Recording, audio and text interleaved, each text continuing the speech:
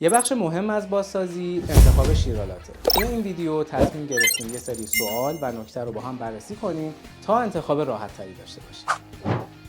انواع شیرالات رو میتونی یه توضیح در موردش بهمون بدی؟ ببین، شیرالات کلاً به 4 دسته تقسیم میشن. شیرالات روکار رو داریم، شیرالات توکار رو داریم، شیرالات اسمارت رو داریم و شیرالات پدالی که جدیداً فکر نمی‌کنم جایی دیده باشم، یعنی خیلی وقته که از استفادهش گذشته. برای بازسازی خونه من توی انتخاب شیرالات چه مواردی رو باید در نظر بگیرم؟ ببین، اولین مطلبی که باید رعایت بشه توی این 4 مدل شیرالاتی که من خدمتتون گفتم، پدالی رو بذاریم کنار. 3 مدل میمونه: توکار، روکار و هوشمند. اگر سرویس رو از ابتدا ما قرار لوله کشیش رو عوض بکنیم، بریم سراغ سیمانکاری، بریم سراغ آیر، من پیشنهادم شیرالات توکار هستش.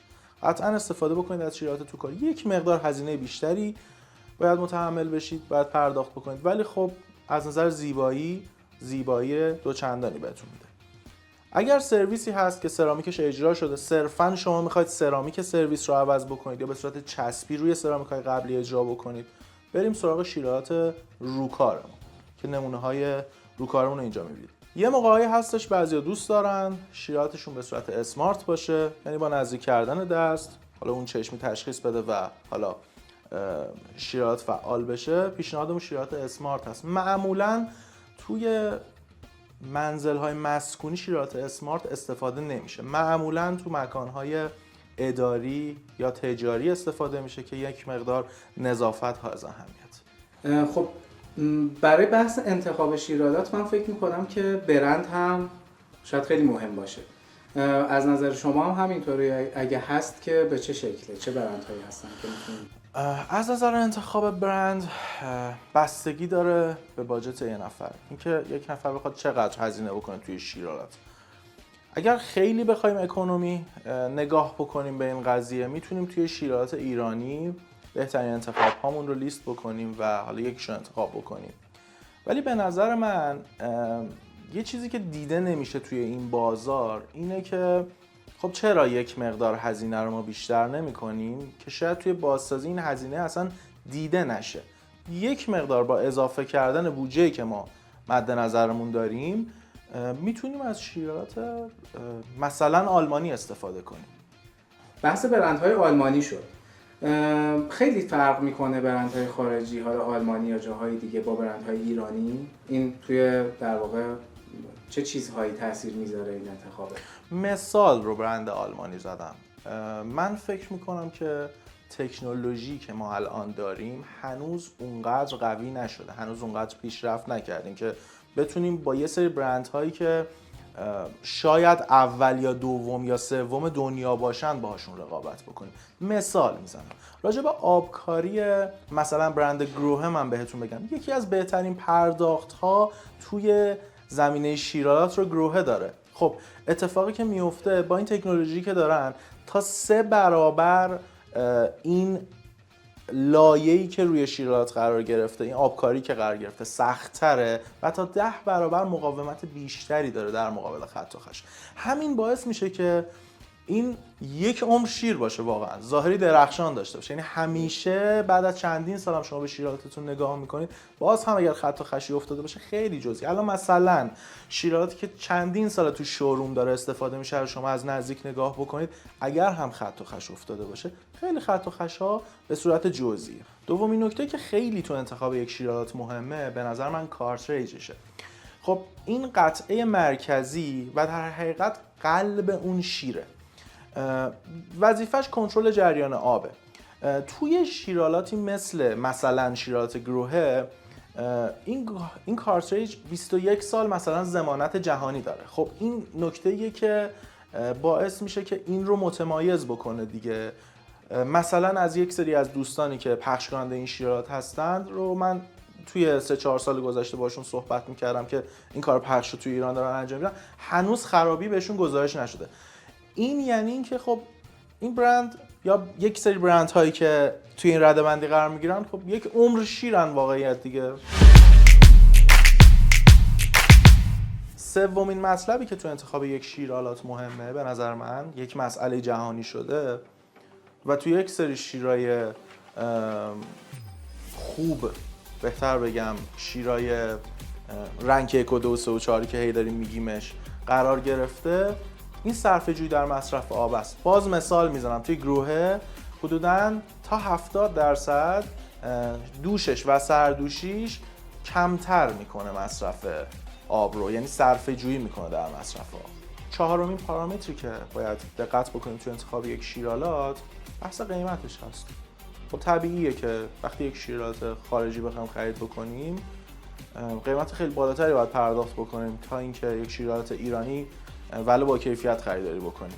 حالا باید انتخاب بکنیم بین اینها، باجتمون رو بذاریم کنار، انتخاب بکنیم ببینیم تو باجتی که ما داریم کدوم شیرالات منطقی تر خریدش. من به عنوان کسی که بودجه کمی دارم برای انتخاب شیرالات و کلا حالا بازسازی و محدودم توی این قضیه، اگر نتونم از برندهای خارجی استفاده کنم، برندهای ایرانی میتونن جوابگوی من باشن با کیفیت هاشون. مثلا میتونیم مثال بزنیم کدوم؟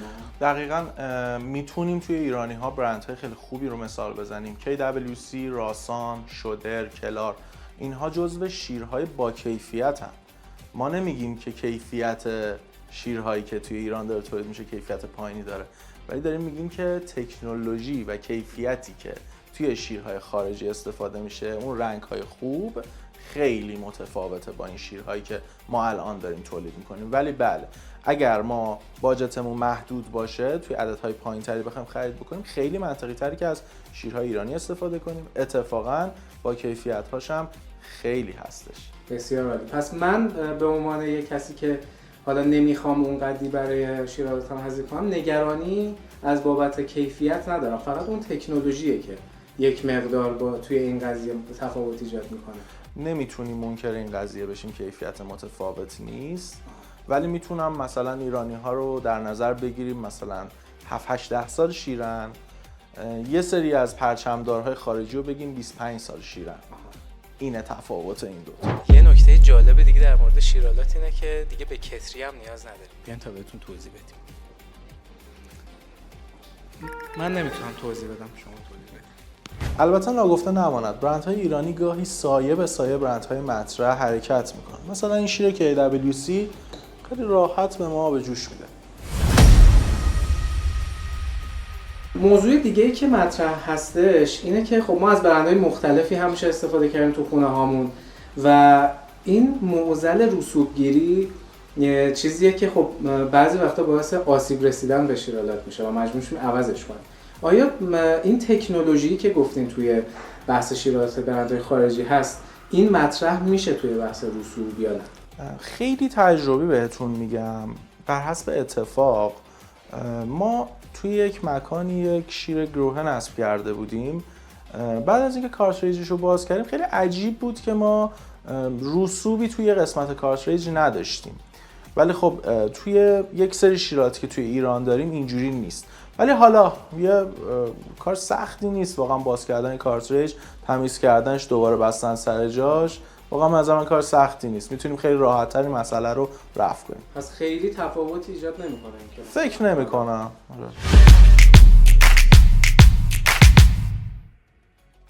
یه مدل لاکچری رو باحالم بریم ببینیم که تکنولوژی خیلی جالبی داره.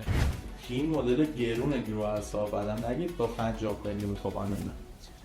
این مدل اسمارت گروه هست. تغییر مکانیزم ها رو با فشار دادن دکمه ها داریم و جابجایی دما رو با این اهرم یا ولوم. یه نکته‌ای که داره اینه که یه قفل کودک داره. موقعی که می‌خوایم به سمت آب گرم چرخشش بدیم حتما ما این زامنه رو فشار بدیم بتونیم آب رو داغ بکنیم.